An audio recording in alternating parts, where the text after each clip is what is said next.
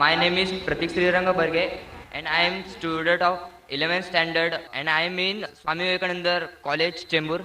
First of all, I would like to say this is my first time to attend this type of event, and I am glad to say मुझे sir जी का जो speech था वो बहुत अच्छा लगा, और मेरे मन में इस्लाम धर्म के बारे में जो गलत फहमियाँ थी वो एक चुटकी में ख़त्म हो गई। और मेरा पहला सवाल सर जी से ये है कि भगवान और अल्लाह एक ही है, और मेरा दूसरा सवाल ये है कि अगर पहले एक सवाल का जवाब ये कर लीजिए, फिर इंशाल्लाह दूसरा सवाल करें। भाई साहब ने कहा कि वो पहली बार ऐसे मजमे में मौजूद है और बहुत खुश है। एक चुटकी में उसके सारे गलत फहमियाँ इस्लाम की दूर हो गई। अल्हम्दुलिल्लाह, अल्लाह ताला आपको हिदायत दे। और उसका सवाल है कि क्या भगवान और अल्लाह एक ही है? इस सवाल के दो रुख हो सकते हैं, दो रुख। आप कॉमर किधर लगाते वो इंपॉर्टेंट है। अल्लाह और भगवान एक है? हाँ, एक है, एक ही है, दो तो नहीं है। अगर कहेंगे कि अल्लाह और भगवान यकसा है तो सवाल दूसरा रुख ले लेता है। इसका जवाब अगर आप पूछना चाहते हैं कि अल्लाह और भगवान एक है तो बेशक एक है। अगर आप पूछना चाहते हैं जो अल्लाह और भगवान, जो हिंदू लोग जो भगवान में मानते हैं और मुसलमान जो अल्लाह में मानते वो एक है, तो मेरा जवाब इसमें ये कि अगर आप सही तरीके से हिंदू धर्म की किताबों का मुताला करेंगे और सही तरीके से इस्लाम धर्म की किताब का मुताला करेंगे तो दोनों यकसा है, वही है। लेकिन अगर जो मजहब के धर्म अधिकारी है उनकी बात सुनेंगे, जो किताबों के हवाले से दूर है, किताब के पैगाम से दूर है, तो हो सकता है आपको गलत राय मिलेंगी। जैसे मैंने फरमाया था मेरे तकरीर में कि कुरान में लिखा है सूरह इखलास में सूरह नंबर 112 आयत नंबर 1 में कुल हुवल्लाहु अहद, कहो कि अल्लाह एक है। उसी तरीके से आप जब हिंदू मजहब की किताब का मुताला करते हैं, आप पढ़ते हैं, उसमें लिखा है छंदोग्य उपनिषद में अध्याय number 6 section number 2 shloka number 1 में लिखा है एकम एविदित्यम, भगवान एक है, ईश्वर एक है, दूसरा नहीं है। लिखा है श्वेताश्वेतर उपनिषद में चैप्टर नंबर 6 श्लोका नंबर 9 में नाचस्य कसिज जनिता न चदीपा, उस भगवान के कोई वालिदैन नहीं है, कोई रब नहीं है, भगवान का कोई माँ नहीं है, कोई वालिद नहीं है, कोई सुपीरियर नहीं है। लिखा है श्वेताश्वेतर उपनिषद में चैप्टर नंबर 4 श्लोका नंबर 19 में नात्यस्य प्रतिमा अस्ति, उस ईश्वर की कोई प्रतिमा नहीं। प्रतिमा का मतलब है अक्स, painting, picture, portrait, statue, idol. उस भगवान की कोई प्रतिमा नहीं, कोई पिक्चर नहीं, कोई पेंटिंग नहीं, कोई अक्स नहीं, कोई फोटोग्राफ नहीं, कोई आइडल नहीं, कोई स्टैच्यू नहीं। ये दोहराया गया है यजुर्वेद में चैप्टर नंबर 32 श्लोका नंबर 3 में न तस्य प्रतिमा अस्ति, उस ईश्वर का कोई अक्स नहीं, कोई प्रतिमा नहीं, कोई पिक्चर नहीं, कोई पेंटिंग नहीं, कोई फोटोग्राफ नहीं। तो जब आप मुताला करेंगे हिंदू मजहबी किताब का और कुरान का, हिंदू मजहबी किताब का ब्रह्म सूत्र में कहा गया है एकम ब्राह्म देवत्या नास्ते नीना नास्ते किंचन, भगवान एक ही है, दूसरा नहीं है, नहीं है, नहीं है, जरा भी नहीं है। There is only one God, not a second one, not at all, not at all, not in the least.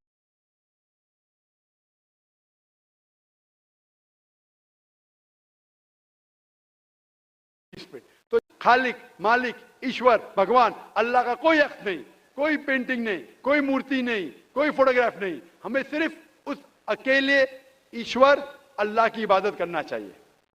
Hope that answers the question. Islam कहता है कि एक ही बार आदमी पैदा होता है, एक ही बार मरता है और बाद में क़यामत होती है।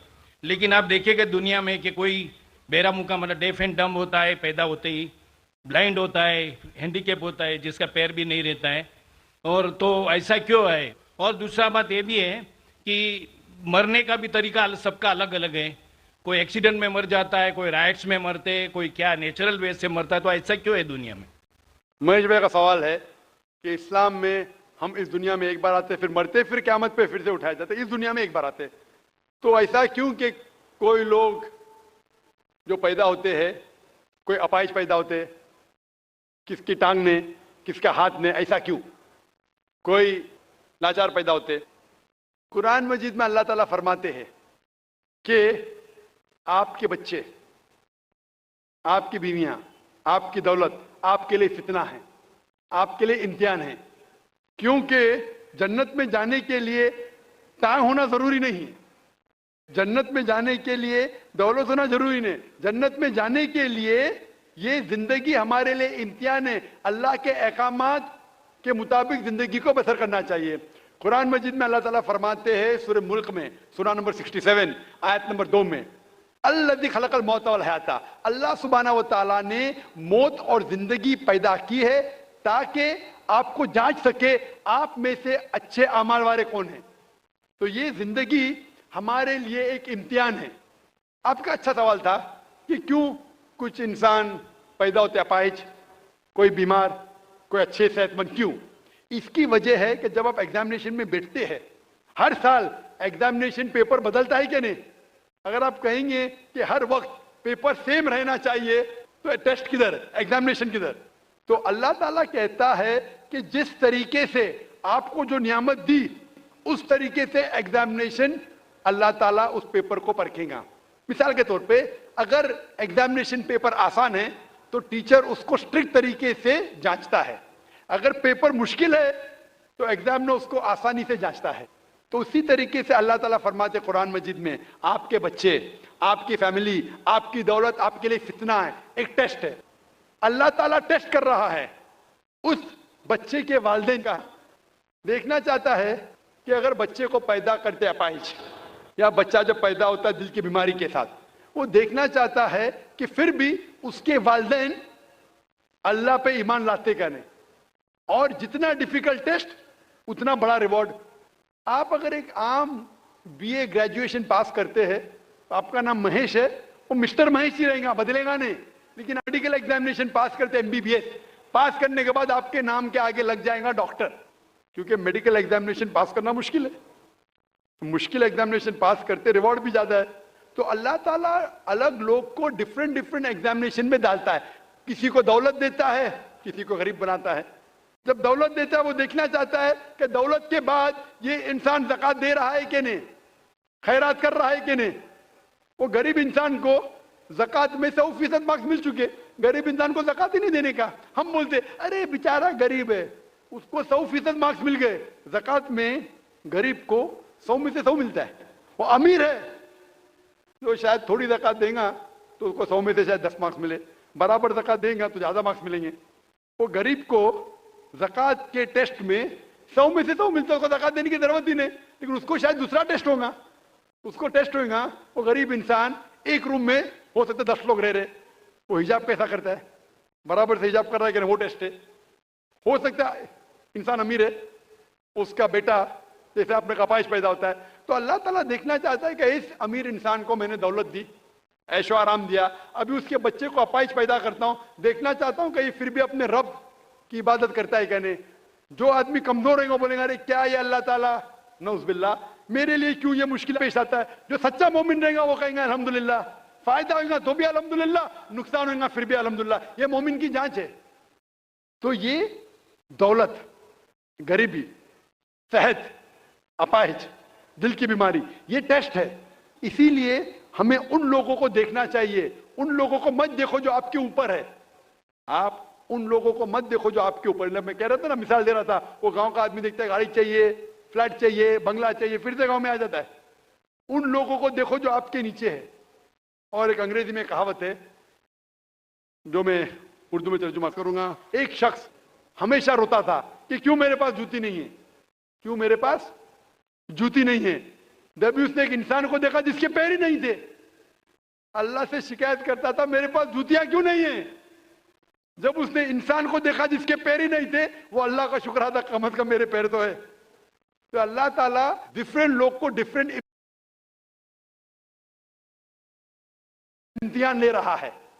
किसको दौलत, किसको गुर्बत, किसको सेहत, किसको बीमारी, जो भी है। अगर आप जिस हालत में हैं, अगर अल्लाह हमारे खालिक का कहना मानते हैं तो इस दुनिया में सफलता पाएंगे। ये हमारे लिए इम्तिहान है दुनिया। जिस तरीके से सूरह मुल्क में कहा गया है, सूरा नंबर 60 में जो भाई हैं गैर मुस्लिम हो, सवाल कीजिए। सर मेरा नाम उमेश शर्मा है, मैं योगा टीचर हूँ। पहला सवाल मेरा ये है कि आपने बताया था कि नमाज पढ़ते समय जैसे हम सजदा करते हैं, उस सजदे की स्थिति में जैसे माइग्रेन पेन और स्टमक प्रॉब्लम, सियाटिका, सर्वाइकल, नी की प्रॉब्लम, इनमें ब्लड का सर्कुलेशन होता है, वो मैं मानता हूँ। लेकिन कन्फ्यूज इस बात का है कि जब हम ध्यान करते हैं, मैं योग में जैसे दयानंद सरस्वती से, पतंजलि योग ट्रस्ट से मैं योग सीखा हूँ, उसमें बताया है जब ध्यान हम एक जगह पे करेंगे, आंखों को एक जगह पे रखेंगे, तो ध्यान की धारणा अपने आप बदल जाएगी। ध्यान धारणा समाधि। तो इसमें जब हम सजदा करते हैं तो जैसे वज्रासन में घुटने मोड़ के सजदा नीचे को, फोरहेड को धरती में टच करते हैं, फिर हम उठते हैं तो हमारी जब नजर हट जाएगी उस जगह से, तो ध्यान एक तरफ से वहां से हट जाएगा। तो ऊपर वाले के लिए, जैसे अल्लाह के लिए, ध्यान कहां से रहेगा? Thank you. भाई साहब ने सवाल किया कि जब सजदे में जाते, सजदा अहम रुकन है, तो नज़र एक तरफ होनी चाहिए, हम सजदे से उठ जाते तो ध्यान भटक सकता है, नज़र दूसरी की जा सकती है। ये आप जो बोल रहे दयानंद सरस्वती के बारे में कि नज़र एक जगह होना चाहिए, वो सही या गलत अलग बात है, लेकिन हमारे रसूल, हमारे पैगंबर मोहम्मद सल्लल्लाहु अलैहि वसल्लम ने कहा जब आप नमाज पढ़ते हैं आपकी नज़र हमेशा आप सिजदा करते वहां होना चाहिए। तो जब आप कयाम में हैं, रुकू में हैं, सजदा में, आपकी नज़र उधर ही है, जहां आपकी जगह सिजदे की है वहां ही नज़र आपकी होना चाहिए। कयाम में जब खड़े हैं, जब रुकू में जाते फिर भी नज़र वहां रहती है, सजदा में जाते फिर भी वहां रहती है, अतयात में भी रहती, नज़र एक ही जगह रहती है। लेकिन सिर्फ नज़र से काम नहीं चलता, नज़र के अलावा हमारा ध्यान, हमारा जहन, जो हम अल्लाह, हमारे ईश्वर, हमारे मालिक, हमारे खालिक के पैगाम के ऊपर ध्यान दे रहे, उसके ऊपर अमल कर रहे, तो हमें हिदायत मिलेंगी। और जो ये नमाज का तरीका है, आप हिंदू मजहब की किताब में पढ़ेंगे, इसमें कहा गया है सष्टांग। सष्टांग मतलब जिस्म के 8 अंगों पे सष्टांग जो हिंदू मजहब में करते हैं, जिसे आम जबान में कहा दंड नमस्कार भी कहते हैं, लेकिन सष्टांग मतलब सही मतलब है कि 8 अंग आपके जिस्म के लगे होते हैं जमीन पे। 8, माथा, नाक, 2 हाथ, 2 घुटने और 2 पैर, 8। हमारे हदीस में आता है 7, नाक और माथे को एक लेते, 2 हाथ, 2 पैर, लेकिन हु बहु वही है। तो जो सिजदा, जो अहम सलाह का रुकन है, वो हिंदू मजहब में भी है। आप जब जाएंगे क्रिश्चियन बाइबल में लिखा है कि जितने पैगंबर अल्लाह के आए वो सारे पैगंबर ने सिजदा किया। आप अगर पढ़ेंगे book of Genesis chapter number 17 verse number 3 में लिखा है कि इब्राहिम अलैहिस्सलाम मुंह के बल गिरे। लिखा है बुक ऑफ नंबर्स में चैप्टर नंबर 20 वर्स नंबर 6 में क्या मूसा अलैहिस्सलाम